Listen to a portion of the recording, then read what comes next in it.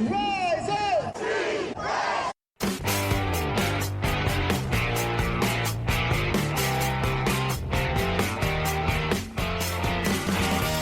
This is the Rise Up See Red podcast, all about the Arizona Cardinals and the NFL, featuring insider and outsider perspectives. Enjoy the best hour of Cardinals talk on the web.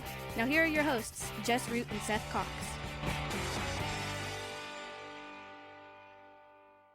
Hello, Arizona Cardinals fans, and welcome to the latest edition of the Rise Up See Red podcast, the best hour of Cardinals talk on the web. I'm your host, Jess Root from cardswire.com, the Arizona Cardinals coverage site from the USA Today NFL Wire.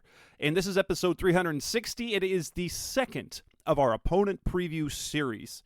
And what we will do in this edition of the show, it is our AFC West preview part 1. And so we will have two interviews, one covering the Kansas City Chiefs and Las Vegas Raiders, the first two games on the Cardinals schedule and the first two opponents in the AFC West, of course, that the Cardinals will face.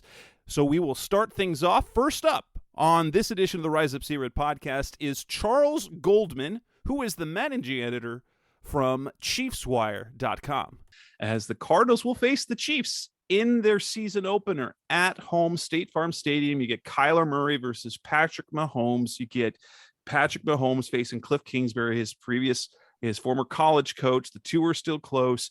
The Cardinals and Chiefs don't play very often, so this is the first time since 2018. And as a result, Charles is one of the guys on the network, as long as we've both been with the network, that I have not had a chance to sit down and talk with yet. So welcome, Charles, to the show. I'm pleased to have you on.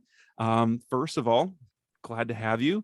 How's it been covering a Chiefs team that has been highly successful the last few years?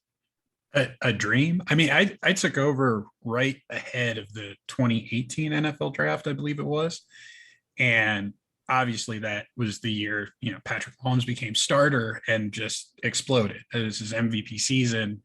And it was just, it made things so much fun for me, kind of learning and taking over and doing all that at the same time. It was just like, witnessing a team I've been a fan of my entire life, and have followed for so long, finally getting out of quarterback purgatory and having some success. It was just that was a beautiful thing.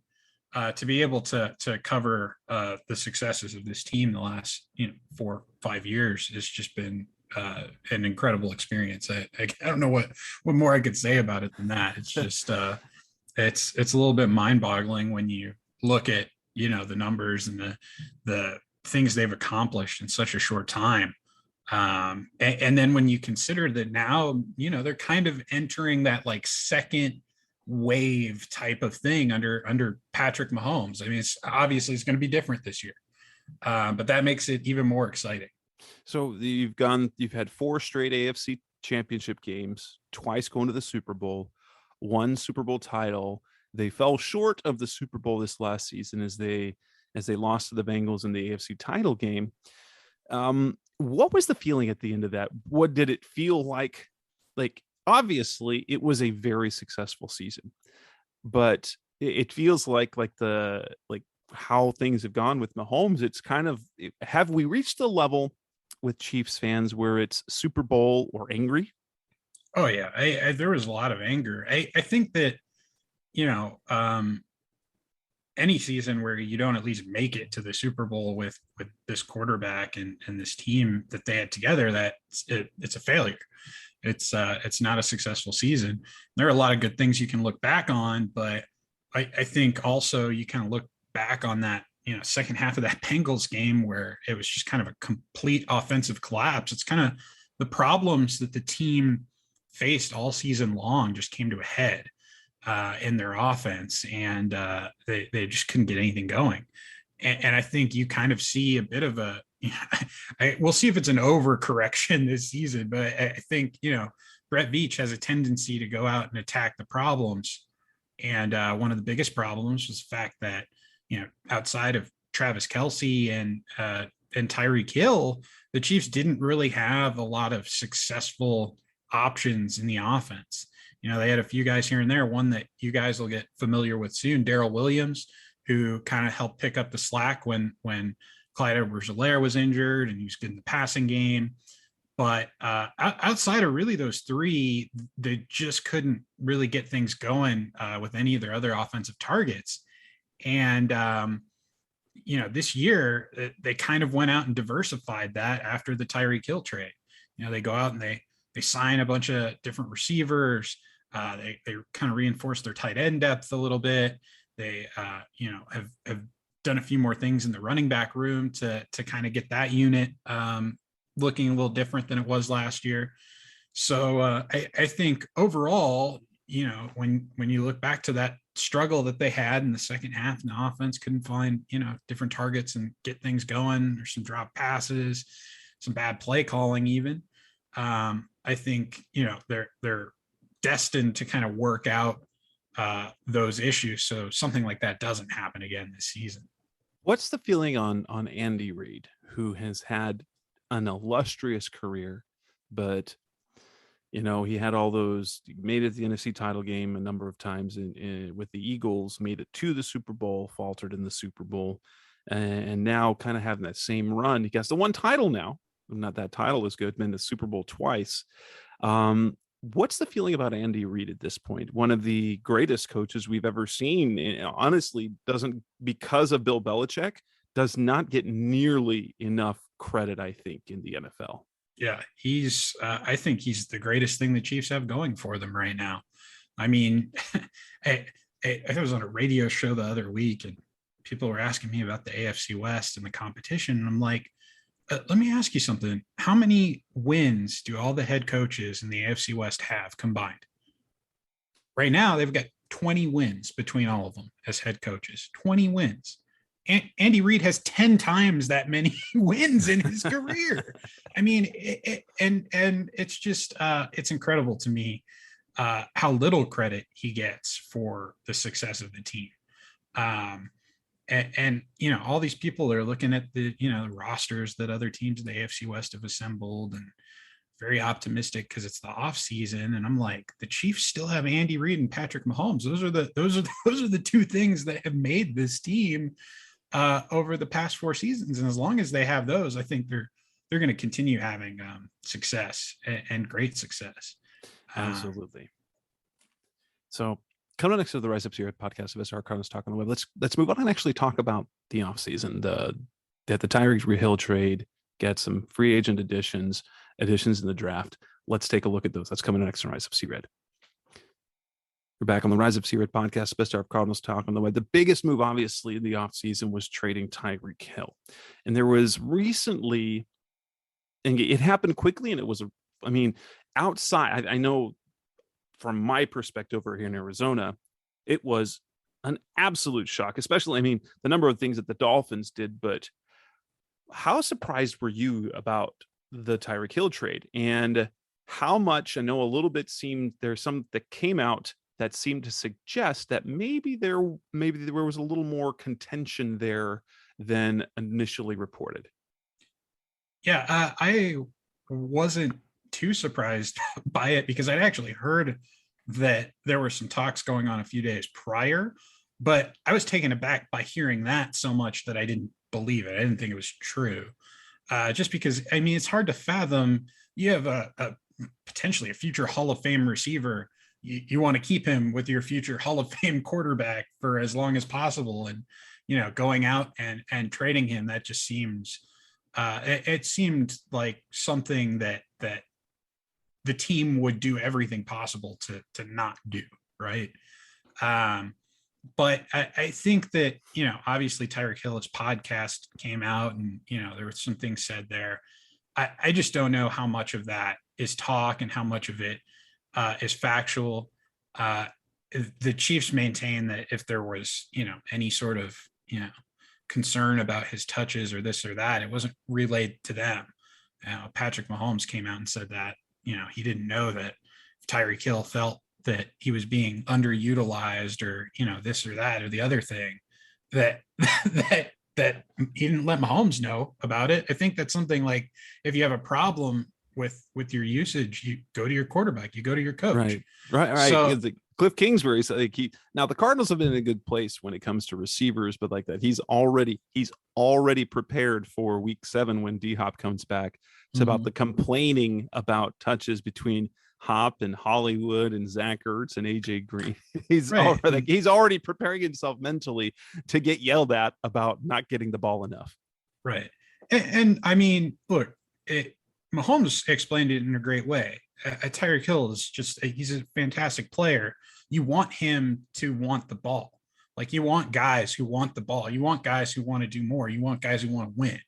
So I from that standpoint, I get it. It's just the way that all that information was relayed. It didn't sit right with a lot of Chiefs fans, and for good reason. I mean, there's probably a better way that they could have done that. That would have been, more effective. And I mean, honestly, had he said something during the season, maybe there would have been different outcomes for not just that season, but his career in Kansas City. He claims to have still wanted to be in Kansas City, that he wanted to be there, that he was willing to, maybe not be the highest paid receiver, this and that and the other thing. But it seems like that somewhere along the line, there was something that was not conveyed between the team, between Hill and his camp. And that ultimately they came to the decision that, hey, let's sell high, get as much as we can for Hill now, and get him a deal that'll help him and his family, and get us some draft picks and some assets that we can use to help rebuild our offense, rebuild our defense. And, we'll see what we can do. How much do you think this changes the offense? Because Tyreek Hill, there's no one exactly like him. Anyone that you try to compare is basically the Cardinals, for example. They have Rondell Moore. They see him able to do some of the things that Tyreek does, but it would be unfair to expect him to do, because there's really no one like him in the league. How much will that affect what the Chiefs are able to do offensively? Or do they have to completely remake their offensive philosophy now? I don't think so. I think they're still going to be able to use a lot of the same concepts. I mean, I think they were smart to go out and kind of get the players that they did to kind of fix a couple of the issues they had. But Marquez Valdes-Scantling was one of the big free agent signings. They signed him to a 3-year deal. And, if you look at some of the advanced statistics, some of the numbers, obviously his speed, he's the most comparable player in the NFL the last couple of seasons to Tyreek Hill from some of the things he's able to do. And I think that there's not going to be as much drop off as some people might think right there. And we're already actually seeing in OTAs, in mandatory minicamp, we're seeing the connection that Patrick Mahomes has developed with Valdes-Scantling. And it's kind of just almost through chance, because, the Chiefs had a couple of minor injuries early on in rookie minicamp. In OTA, as Mecole Hardman was out, Sky Moore was out. So some of those guys are considered like the speedster types. They weren't on the field and playing. And then you get Valdes-Scantling getting all those reps and getting, opportunities with Mahomes and building that chemistry. So you're seeing them connect on some really nice plays during practice. But I think just, all around the receiver core is better diversified.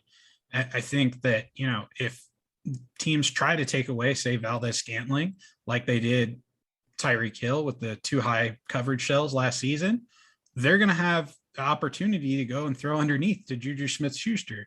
They didn't have a guy who could consistently do that and be that threat, last season. So, and then even just all around, I think the depth of that group is going to be better. You have guys like Justin Ross, undrafted free agent, who, has been a standout. You have another Justin Watson, who used to play for the Tampa Bay Buccaneers, a standout at University of Pennsylvania, who has been working in with the first and second team, getting reps with Patrick Mahomes. Obviously, Sky Moore, Mecole Hardman, the most veteran receiver in the room. I mean, the Chiefs really figured out how to use him late in the year last year. And he's someone who's really deadly with the ball in his hands. So I think they're just going to have a lot more options than they had when Hill was on the roster, when it was kind of really, it was top heavy. You had Hill, and your next best receiver was, Byron Pringle, undrafted free agent. And he just wasn't as consistent as you would like your number 2 wideout to really be. Right. Absolutely. Any other players of note who left in free agency, or were they just simply let go? Yeah. Tyrann Mathieu, that's a big one. Which, I don't quite know how I feel about that one yet.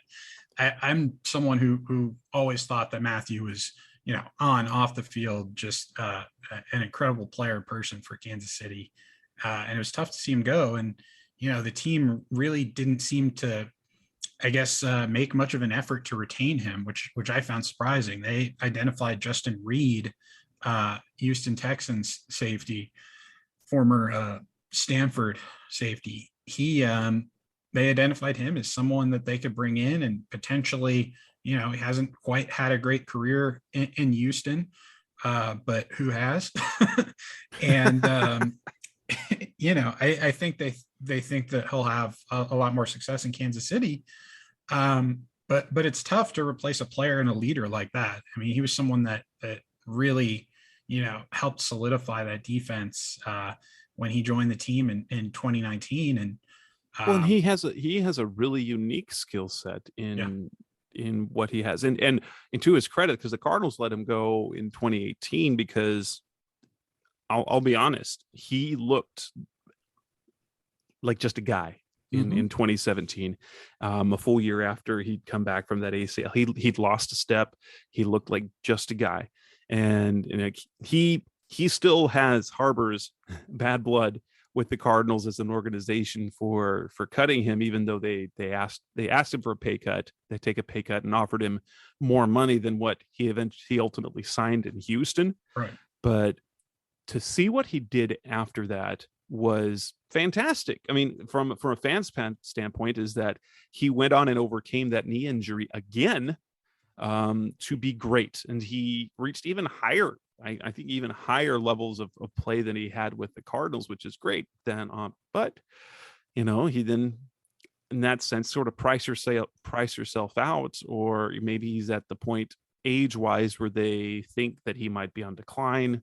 Who knows? But that's actually, it's talking about like the Cardinals Chiefs matchup in Week 1, where if I were to line up the Cardinals schedule, Chiefs in Week 1, because we know that they're going to, because of the losses they had, so they lose Tyreek Hill, they lose Tyrann Mathieu. There's 2 major adjustments they're going to do offensively and defensively. I'm like, perfect. That's the perfect time to play them, because if you're going to score an upset, it's going to be when you have the entire offseason to prepare for them, and they're still new. I'm not saying the Cardinals. I've predicted a Cardinals win for that game, but it's not like I'm super confident in it. But I like their chances far more in Week 1 than I like them in midseason, provided that, depending on how injuries go. And I mean, I think that makes sense, but I'll push back on it a little bit too, because you're mentioning, well, how different are the Chiefs going to be? It's hard to prepare for a team when you don't know what to expect. So I think there's a little bit of both ways. Like, okay, if we prepare and play, the right way, we can steal a win, but you have to be able to prepare. And, how much of what you see in the preseason from this team and Andy Reid and the Chiefs, how much of that is going to influence, what you prepare for and what they pull out of the pull out of that big old play sheet that Andy Reid has when they come to town. I mean, I think it's going to be a really interesting matchup. The one thing I'd say, there are 2 things that I'd been kind of looking at, and you can probably inform me a little bit more about one than I really know. But I mean, first, you kind of mentioned it, DeAndre Hopkins not being there. That seems like a huge loss. We saw kind of the end of last season, absolutely, how that affected the Cardinals offense. So I'm curious, how will they adjust to that? And then the second thing would be, the contract negotiations and the seeming awkwardness between Kyler Murray and the Cardinals this offseason. How is that? I don't even know. Has he been reporting to did he go to mini camp and OTAs and all that stuff? He was not at all of OTAs, but he did show for at least a couple of days. And then he was there for all of mandatory mini camp. He did not speak to the media at all, but it feels like everything oh man, the beginning of the off season was bad. It's concerning, right? Well, I think it was just a crap show because of how the Cardinals handled it. It's like, because there is no scenario in which, like, obviously the way the season ended was awful. Kyler was bad, but guess what? Literally everyone in that game against the Rams was bad. They were terrible across the board. And there were a number of reasons why it wasn't just Hopkins going down. It was a series of things that took them from being top offense, top defense to not doing anything really well. But I think everything started with the bad blood is when we had that Chris Morton report early about, and that came from the front office. That was somebody in the front office that leaked. He's a bad leader. He's a finger pointer. He's immature. Like, you can, RG3 said they did him dirt. Like, you don't do that to your franchise quarterback. There's no reason to do that in a year when he's asking for an extension. You know that's going to go poorly. I don't understand. And then, he and Cliff Kingsbury have the same agent. It was interesting, that big manifesto that Eric Burkhart released on social media. Right. Talked about the continuity of coach, continuity of player, got Cliff his deal, 5-year extension. And now we're just waiting on the extension. Now, ultimately, I think it comes down to, I think it was the general manager being stubborn, did not want to set a new precedent. Pat, Josh Allen, Carson Wentz, Jared Goff got their 4th year, got their extension entering year 4, but it wasn't until July, August. And I think Steve Keim is simply just putting his stomping the feet on the ground, drawing a line in the sands, like, we're going to do it, but you're going to have to wait because I don't want to set precedent. I don't want to be the one that sets the record for quarterback contracts. But do you think he's how early kicking himself now about that after the Deshaun Watson deal? Because I feel like, I heard that because what Burkhart offered, like, put the contract offer on the table for the Cardinals, the actual numbers have never been told, but I've heard around, it's been whispered, that was about $40 million per year. He's probably looking at about 46 per on his average now. So definitely, let me get out of principle. You're gonna out of principle, you're gonna do $6 million per year more, probably with more guaranteed. I don't understand that. I don't get it.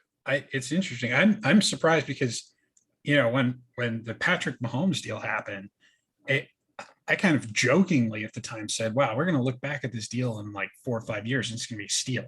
Yep. And that's what it's looking every time. Every time every time someone resets the market, it's a bargain by year 3 every single time, because just of how that goes. And that's what I keep saying with Orlando Brown Jr., our left tackle's deal coming up. It might look like a lot when it happens this offseason, but in a couple of years, it's going to look like a deal.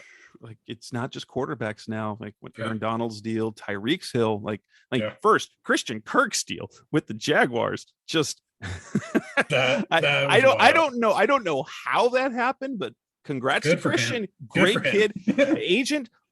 Jaguars, why'd you do that? The Cardinals.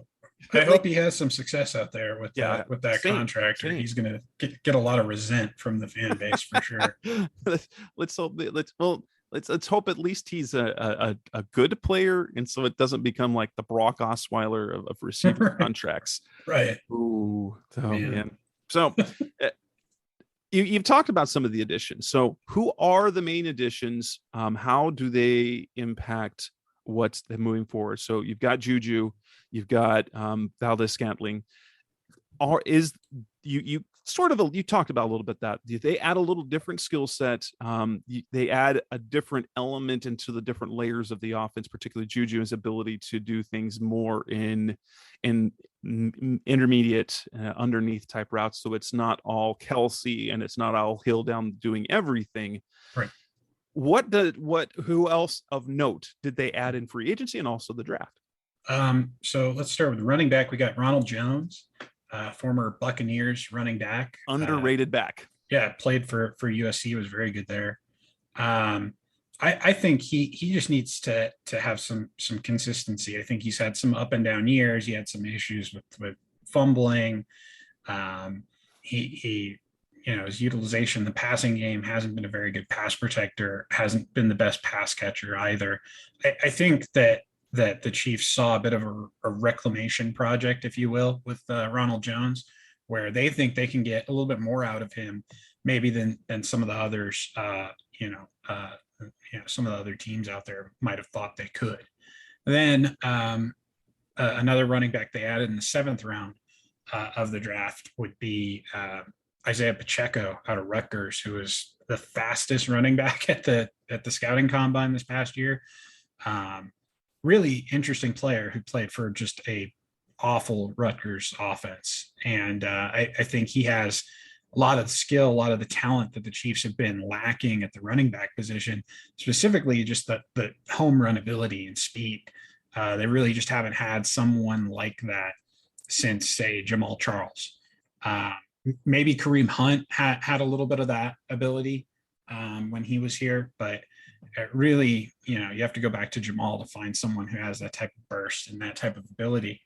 I think he's someone who's probably going to make his money on special teams, kick returns, punt returns, stuff like that, and kind of be worked in as a pass protector and in the passing game on offense. But he's definitely someone to look at this offseason, in the preseason, potentially as someone who could contribute.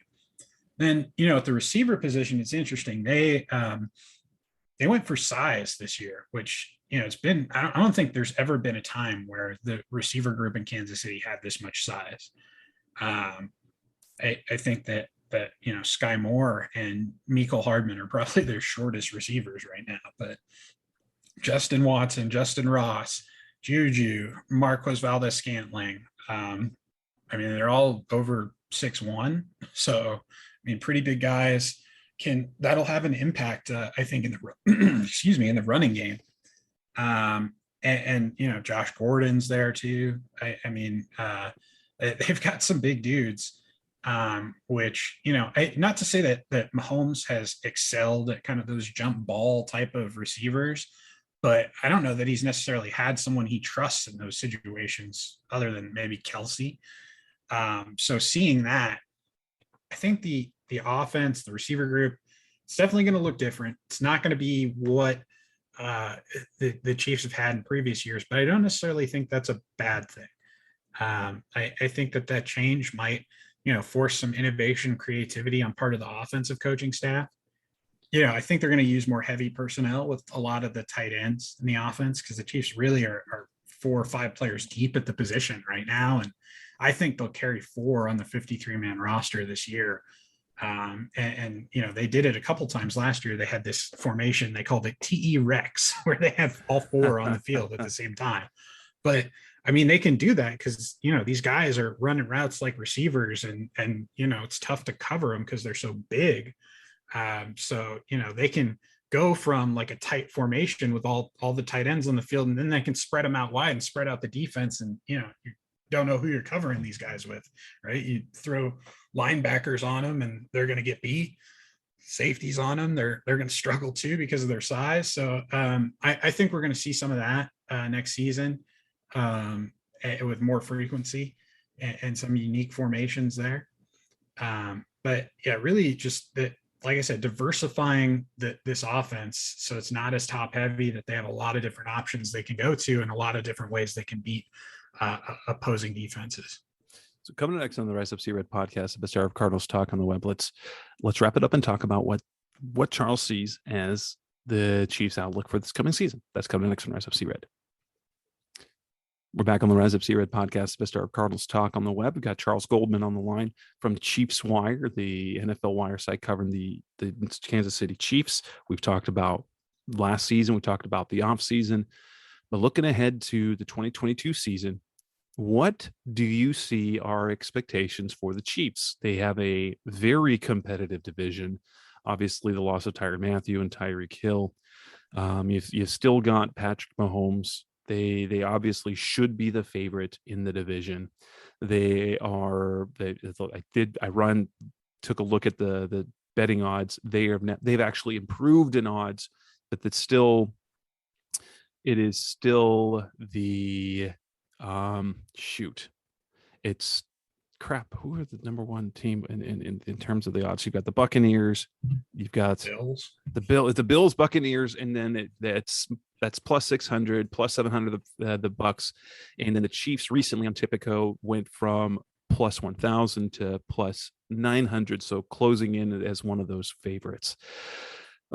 People are looking at the Bills as the best team in football, but the Chiefs are still, I mean, that prime team. Right. What do you expect for the coming season? What's kind of your outlook for win total, and what do you think their chances are in the postseason? Yeah, so I picked them over 11 games. I took the over on their win total. And, it goes back to our conversation earlier about Andy Reid. I just think he gives them an advantage, even in a tough division when you have so many new coaches and first-year coaches. I think having Andy Reid there is an ace in the hole, and that there are going to be some close games within the division. And having Andy Reid, having Patrick Mahomes, having that combination is going to allow the Chiefs to come out on top. Now, there's going to be an adjustment period for Kansas City this season. I don't think that, it's reasonable to expect them to just like come out of the gates firing perfect on both sides of the ball. They've got a lot of turnover, a lot of snaps lost, a lot of new players coming in competing for snaps. And whenever that happens, there's always a bit of an adjustment period.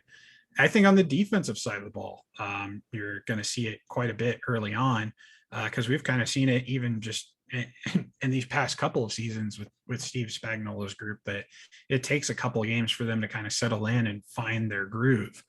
And with a lot of new faces in the secondary, some new players on the defensive line, some, second and third year linebackers who are now going to be the starters in Kansas City, I think there's going to be a couple of speed bumps on that side of the ball. And the Chiefs are really going to look to rely on their offense, on their veterans there on the offensive line to kind of pick up the slack in those early games where there might be, some skids, some trouble here and there. So that's kind of the way I'm feeling with this group right now. But I think that they also are very confident that they can kind of pick up where Kansas City left off and get back out there and compete for more championships quickly as well. So that's kind of my feel right now, and we'll see if it changes at all in training camp. I mean, sometimes you get a look at the team firsthand, a better look at the team firsthand, and you have a better idea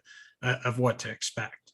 I don't necessarily want a prediction, but how do you see the game in week one? Do you expect one team to be significantly more prepared than the other? Do you expect it? Do you expect the Chiefs to be able to hand, or do you expect a good game coming out of the gate in that week one matchup? I'm going to be consistent with what I've said this offseason. I was on a radio show, I think on Sirius XM NFL Fantasy, and I said that I think the Chiefs are going to win with relative ease. And I feel bad saying that to you now. I don't want to hurt your hopes here or something. No, you're fine. That's but totally cool. I just feel like without DeAndre Hopkins, with some of the concerns going on with Kyler Murray, depending on what happens with this contract situation, whatnot, and how much that's weighing on him, that I feel like could have an impact on the game, but mostly it's without Hopkins. I think that the Chiefs defense is going to have a little bit of an advantage there, rather than they would have if he were on the field, because he's just such a dynamic and talented receiver. And we have a lot of young cornerbacks on the roster that are probably going to be playing, in that opening week. So having a player like that would be a huge advantage, and not having him, it's a little different. I think that Ertz can kind of take some of the heat off of that for you guys, but I look at the safety group and the linebacker group in Kansas City, and I'm like, I think these guys can match up with tight ends. I think that they can really take away that part of the game better than the group they previously had in Matthew and Daniel Sorensen and Armani Watts. So Anthony Hitchens at linebacker, Nick Bolton and Willie Gay, infinite upgrade at that part. And I do think, obviously, think that there's going to be some bumps in the road. I don't think it's going to be a pretty game. I think it'll probably be closer than a lot of people are going to expect. But I just have a sense that the Chiefs are going to want to come out of the gate swinging, even though they're on the road. All right. That is Charles Goldman from ChiefsWire.com. You can find his work, of course, on that USA Today NFL Wire site. Charles, are you also on social media at all? I am at GoldMCT NFL on Twitter. Coming up next on the Rise Up Sea Red podcast, the best of Cardinals talk on the web, we will move on to talk with an opponent writer that covers the Las Vegas Raiders for the second of our 4 AFC West opponent previews and the final segment of this edition of the show, part 1. So that's coming next on Rise Up Sea Red. We're back on the Rise Up Sea Red podcast, the best hour of Cardinals talk on the web. And on this next segment, we have the second of our AFC West opponents who face the Cardinals this year. Opening the season against the Kansas City Chiefs, of course. And then in week 2, they're on the road to face the Las Vegas Raiders. And to help us get to know those Raiders a little bit better, we've got a guy that I've been familiar with for years on the NFL Wire Network and have never actually had the chance to sit down and talk with him. I've got Marcus Mosher on the show right now. Marcus, welcome to the show, and thanks for the time, man. Of course. Jess, how you doing today, sir? Been doing great. The two of us both run a wire site and both contribute to the sports betting side over at Sportsbook Wire. Mm-hmm. But yeah, actually talking over the air, other than messages over Slack, I think this is the first time since I came on in 2016. Yeah, I know, it's crazy. I mean, I think I've been with the Raiders Wire since 2017. So we've both been there a while now. So covering the Raiders has got to be pretty interesting lately. They had a successful year last year. They kind of pulled things together, but it was a case for the first half of the season was they either score 30 and win or they don't and lose. Take us through the last season, and then they got hot at the end of the year, won the 4 straight games, make the playoffs, only to lose to the eventual AFC champ Bengals.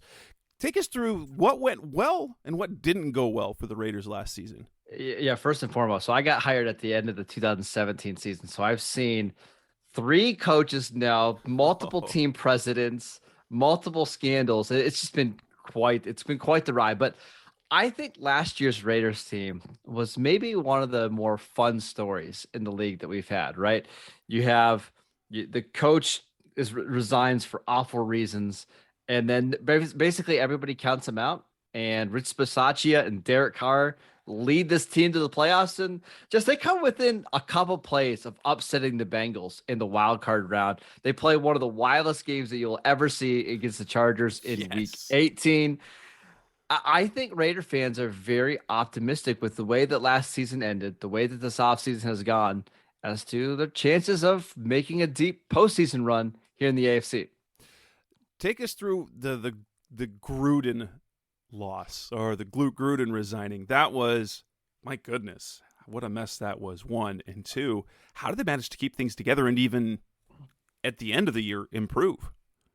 Yeah, this one's tough because on the field, I think John Gruden was doing a really good job of kind of building this team and being competitive, because you got to remember they were like 5-2 when Gruden resigned. They upset the Ravens on Monday Night Football. They beat the Steelers in Pittsburgh. Like, they were playing really good football. And then Gruden resigns because some emails got leaked in. He had to go. There was no right. There is. I mean, there was no. You couldn't survive that in right. what we're going through societally right now. It was just so tough because he finally got the Raiders to a point where they were playing the best football that they've played since 2016. He leaves, and immediately you see a huge drop off. Right, the offense falls apart. They lose Henry Ruggs. In that time because of an awful car accident that happened in Las Vegas, where he's now being charged with DUI with murder. It was a tough time, but it was really more than anything else. It was Derek Carr kind of rallying the men, taking over practices, leading practice, calling a lot of his own plays. He's the reason why this team didn't just sink at the end of the year. And actually, they did the opposite. They kind of rose to the occasion and made it to the playoffs, which is still kind of unbelievable that it happened that way. Rick, of course. Derek Carr, who has been at least around the league, has been a guy that isn't viewed as one of the top quarterbacks in the league. Mm-hmm. He has the production over the last few years. He's definitely had the numbers to say that he belongs in the conversation. Where is he in terms of establish himself as the guy, obviously, and what does the fan base think of Derek Carr at this point? Yeah, this is a really fun question because I think he unanimously is not viewed as a top 8 quarterback, right? He's just not. But he's not viewed as a bad quarterback either. So it kind of puts him in that middle range between 9 to 15 to 16, just depending on who you talk to. But I will say this, there's absolutely no doubt on this team who is the leader. Those guys all buy into him. They all believe that he's a superstar quarterback. And just sometimes that's even more important than where you're ranked among, NFL media people, right? If the players in the locker room believe in you and they think you're a great quarterback that can win a Super Bowl, sometimes that's all that matters. So I just don't think we should get too hung up on whether he's the 11th best quarterback or the 14th best quarterback in the league. Makes sense. What were obviously you go through the coaching change on the field? What were the highs and lows overall of their play? What was it that went well, and what kind of caused their meltdown in the middle of the season? Yeah, I mean, their meltdown was really due to the offensive line. It's just not a good unit. They've got one average starter. Colt Miller is their best offensive lineman. He's an above average starter, one of the top 10, 12 left tackles in the league. Everybody else is very replaceable. Their first round pick, Alex Leatherwood, started at right tackle. They moved him to right guard. Still wasn't good. They moved on from Rodney Hudson at center. They played Andre James. He was a disaster. They have John Simpson. Denzel Good got hurt in week 1. Their offensive line is what kept them from being a better team. But what went well for them is Derek Carr handled pressure better than he ever had before. And he was able to take shots down the field. And he was more aggressive. And when he gets rid of the ball quickly and he's not taking sacks and he's not turning the ball over, this offense can be really good. And I think the play of Hunter Renfrow in the slot really made them hard to defend because he's just impossible to cover one-on-one. So when the line did hold up, this offense was really explosive. When they didn't, it really struggled. Take us back to the Rodney Hudson trade. What was happening there? Was this a case where the Raiders wanted to move on? Did he want to get released? Because the Cardinals right now are going through a little bit of uncertainty with Hudson because he didn't show up after a year with the Cardinals. The coaches have been nothing but effusive about the praise they give him and how important he's been to that offensive line and that offense. And then this offseason, nothing. Didn't show up to anything voluntary, was out for minicamp, and it was not excused. Is there anything from a year ago? Mm-hmm. Because I almost felt like the vibe was he wasn't thrilled they got traded to the Cardinals. Do you know anything of that story at all? It's still a little bit of a puzzling trade for the Raiders end because he was on a very team-friendly deal. I thought he played really well, especially as a pass protector. And they didn't really need the cap space to just kind of move off of him because if you remember the way that trade played out, he was going to get released. The Raiders were going to release him. And it was until the Cardinals offered a 3rd-round pick that the trade eventually went through. So I think the Raiders started to see a decline in his run blocking ability. And I think they just wanted to get a little bit bigger on the offensive line. Rodney Hudson's not a particularly big dude compared to the other offensive linemen in the league. So I think they saw some signs that, hey, maybe his game is dropping off a little bit. Let's move on, save some cap space as we can. And I think there was also some rumblings about how much is his heart still in it? Like how much longer is he going to be there? We'll see. I still think he's going to come back and play, but I don't know if he's necessarily all that interested in the offseason stuff.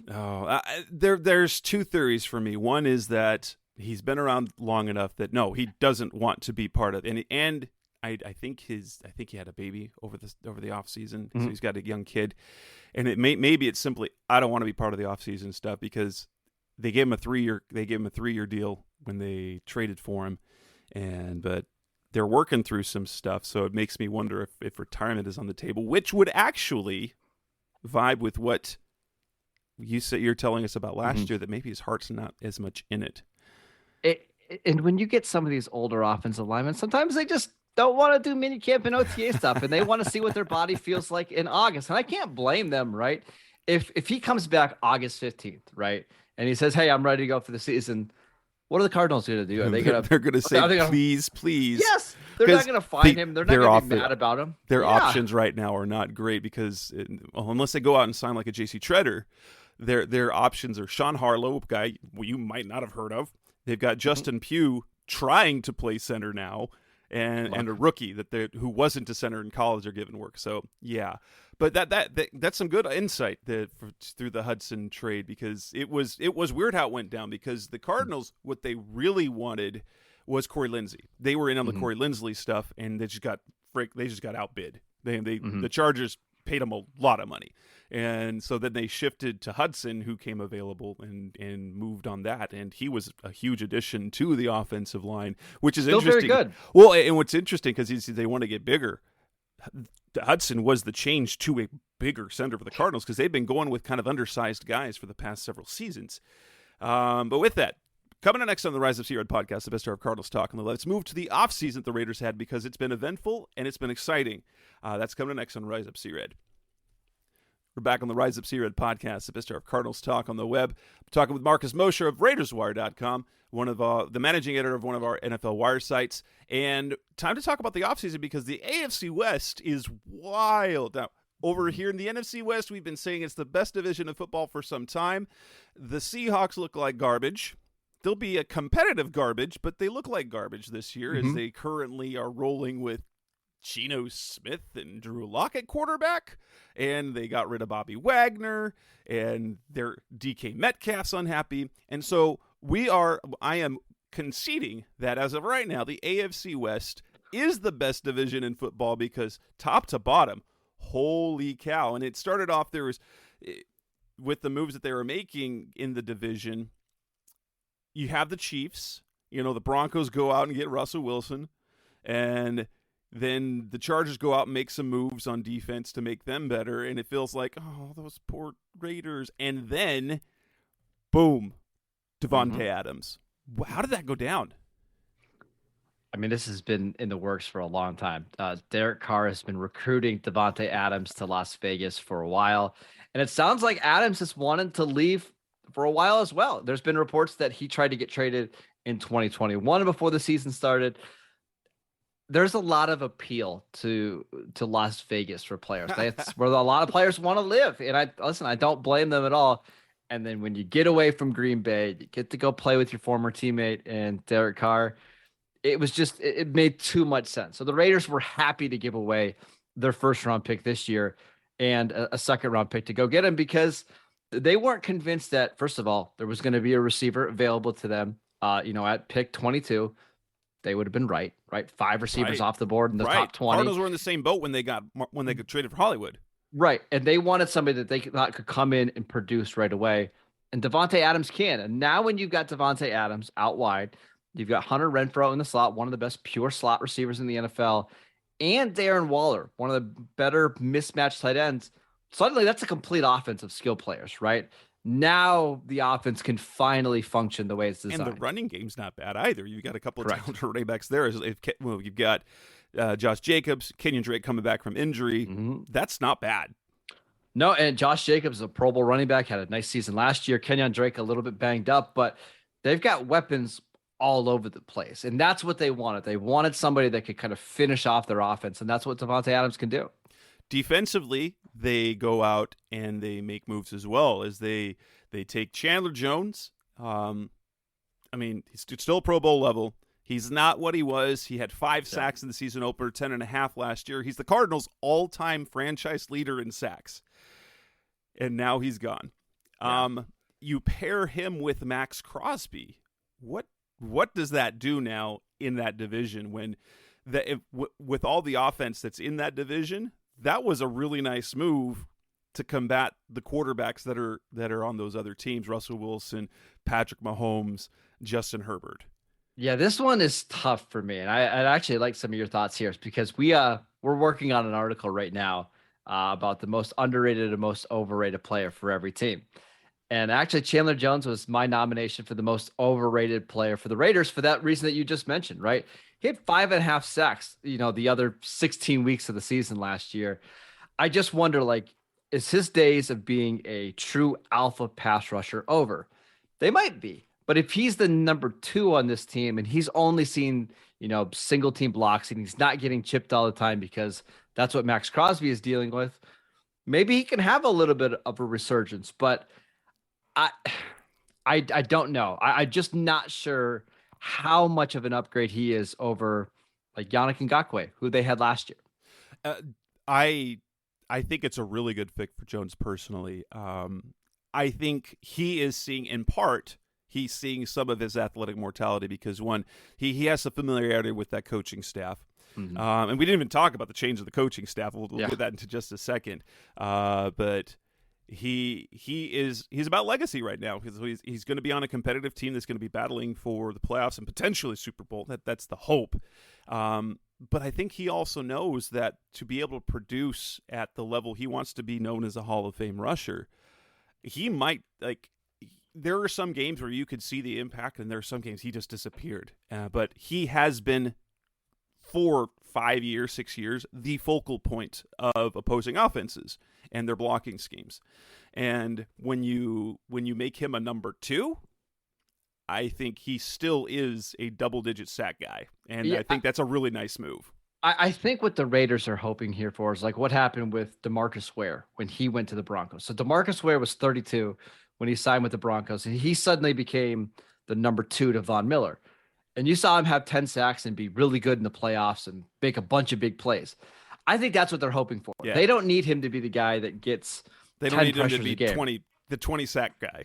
Right. They just need in big moments for him to be able to beat the left tackle cleanly, one-on-one. And I think he's got the length and he's got the moves. He's still very capable. Yes. Definitely. It's just how much enough of an upgrade is he over Yannick Ngakoue?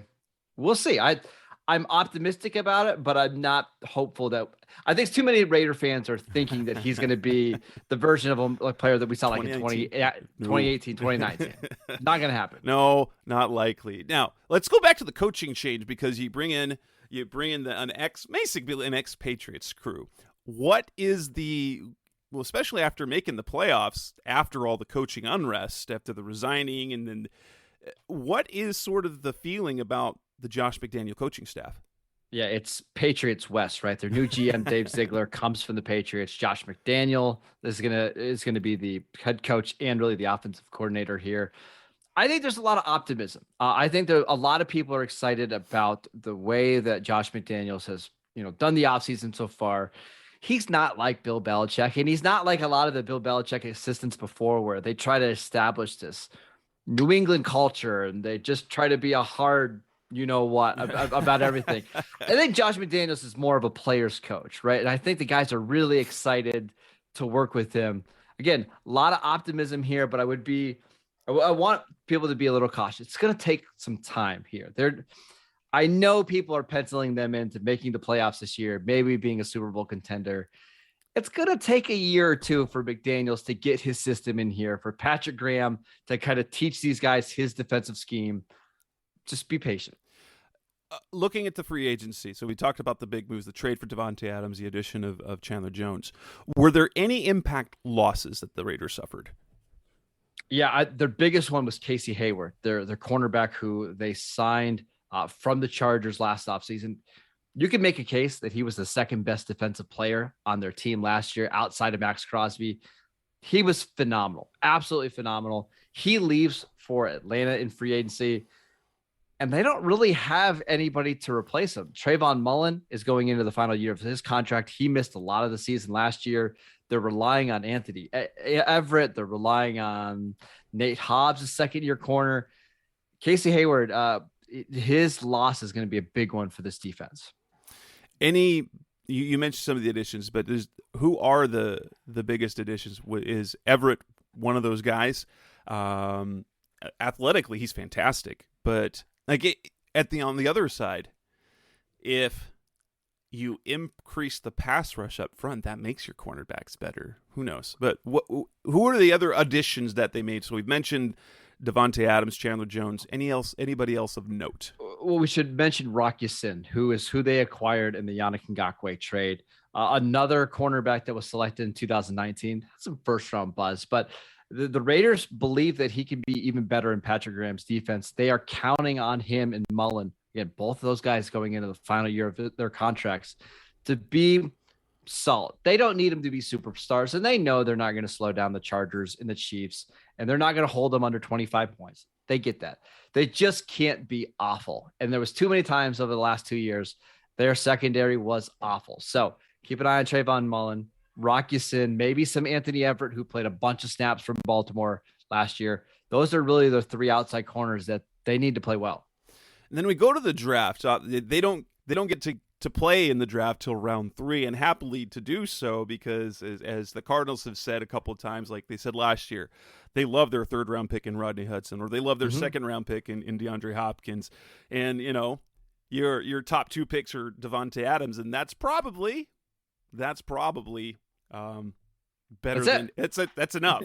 That's enough. Yeah. But they start in the 3rd round with Memphis offensive lineman Dylan Parham, a guy that was, especially among draft Twitter and a lot of the more analytic sites, a guy that people really like.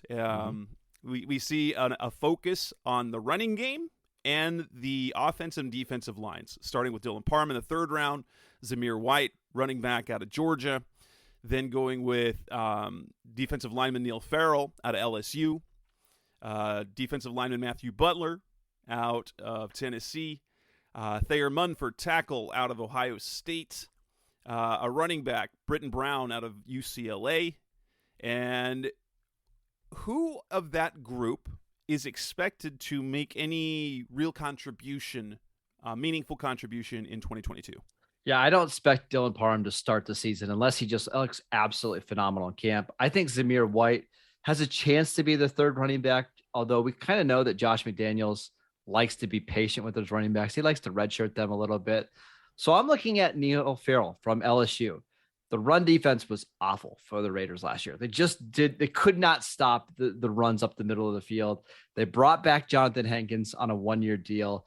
But Farrell's one of the better nose tackle prospects in this draft. I wouldn't be surprised at all if by midway through the season, he's starting over Hankins. He's playing 15 to 25 snaps a game and helping with their run defense. And even Matthew Butler, who, I heard some reports that they were considered taking him, with that first 4th-round pick over Zamir White.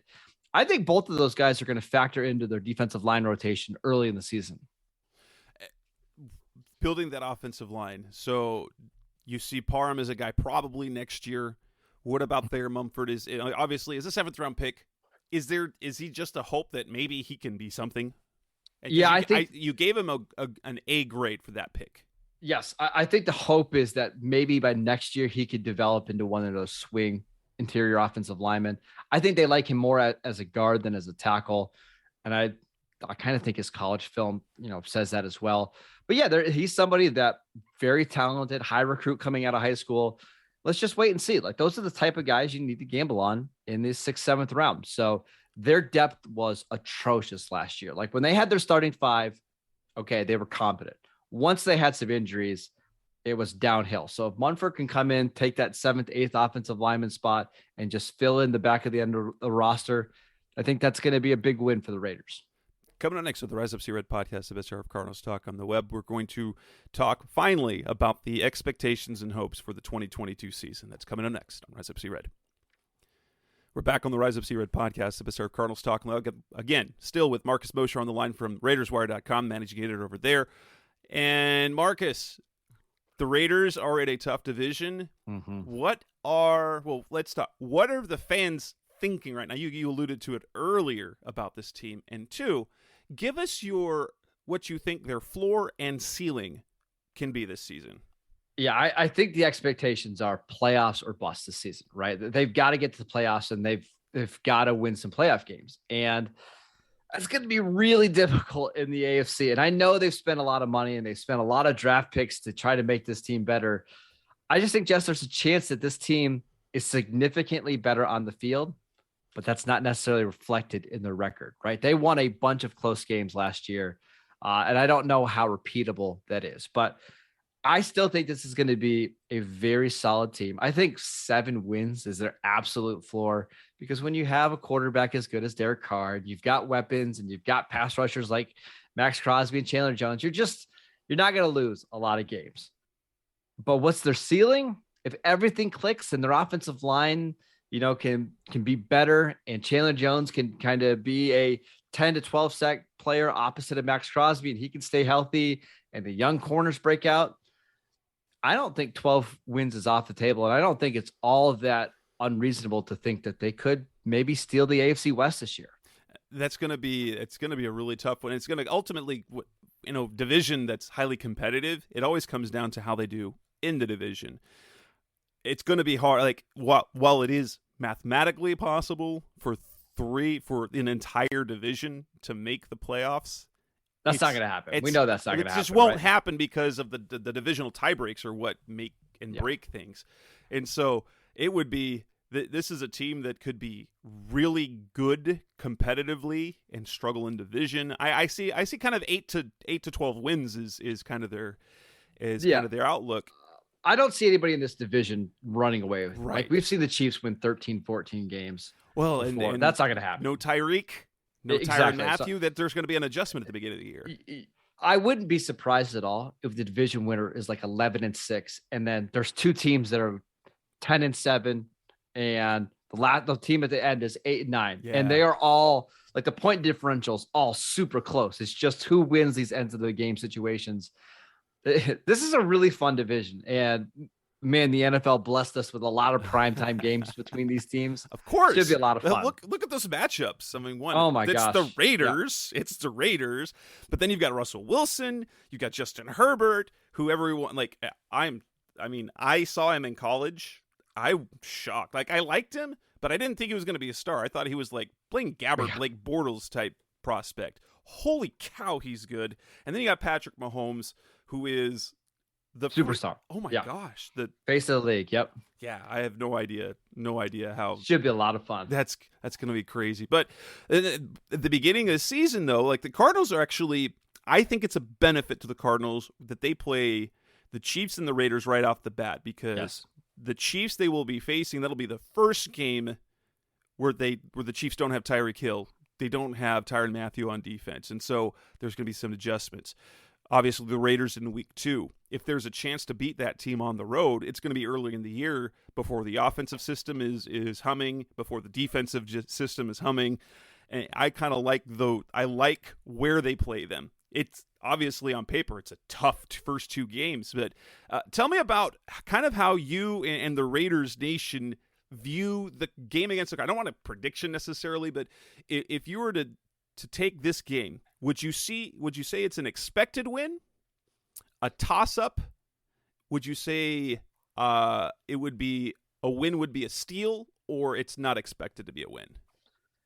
It better be a win, because as good as the Cardinals are and have shown to be over the last couple of years, they just don't have very many games where they don't have any freebies on the schedule, right? It's every week you're going to be playing Justin Herbert or Patrick Mahomes, and they play Matt Stafford and the Rams later in the season. I mean, they just have so many tough games. So your first game at home against a team that is at least similar to you, you better win that one, because if you start the season off 0-2, 0-3, because they play the Titans in week 3 in Tennessee, you're in trouble. So yeah, I think it's a game that they need to win. I wouldn't say it's an expected win, though.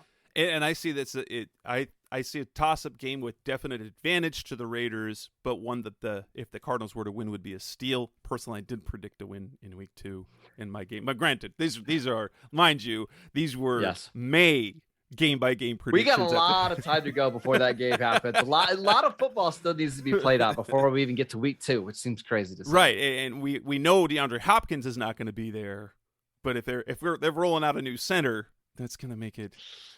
But I mean, I see the Cardinals and Raiders on similar trajectories. I think the Cardinals have a better chance, although the NFC is weaker this year. Oh, without a doubt, yes. So yes. You've got, I think, the Rams, the Cowboys, the Bucks, and the Packers are the clear favorites in their divisions, with the Eagles maybe able to nip at maybe be able to upset the Cowboys in that division. But when it comes to 3 wildcard spots, it's going to come down to 5 teams: the Cardinals, the Niners, the Eagles, the Saints, and the Vikings. And 3 of those 5 teams, I'm not a big believer in San Francisco because Kyle Shanahan is 8-28 with anyone but Jimmy Garoppolo as their quarterback. And so, and the Cardinals were ahead of all those other teams last year. So I like their chances. And in that division, I think it's a complete toss-up. I think that the Chiefs still have the edge because of Andy Reid and Patrick Mahomes. But how the second, third, and fourth place teams, I think any of those teams could end up second, third, or fourth. And it would take it could happen, but any of those could actually overtake the Chiefs. But I'm still betting on Andy Reid and Patrick Mahomes at the end of the day. Yeah, in the NFC, man, if you're 9-8, you're probably a lock to make the playoffs. I mean, full disclosure, I've liked the Cowboys my entire life.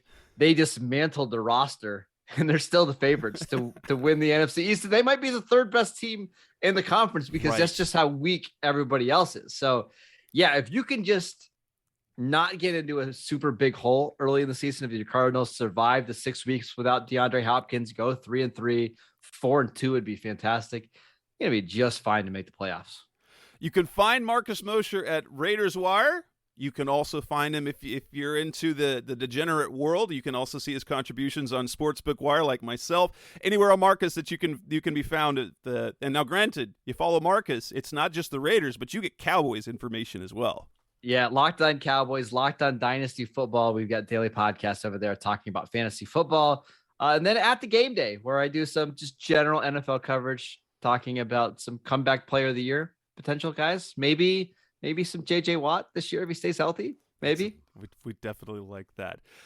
Thanks, Marcus, for coming on the show. And that'll wrap up this edition of the Rise Up Sea Red podcast, the best of our Cardinals talk on the web. We will be back at the start of next week with the second half of our AFC West preview, opponent previews. Thanks for listening. We'll be back again next week. Thanks for listening to the latest edition of the Rise Up Sea Red podcast. Listen to previous episodes and subscribe to the show on Apple Podcasts, Stitcher Radio, Audioboom, or many other podcast platforms so shows are delivered directly to your mobile device. Please give the show a 5-star rating and always support the sponsors who support the show. We'll be back soon for the best hour of Cardinals talk on the web. Rise up, Red Sea, be Red Sea Red, and of course, Rise Up Sea Red.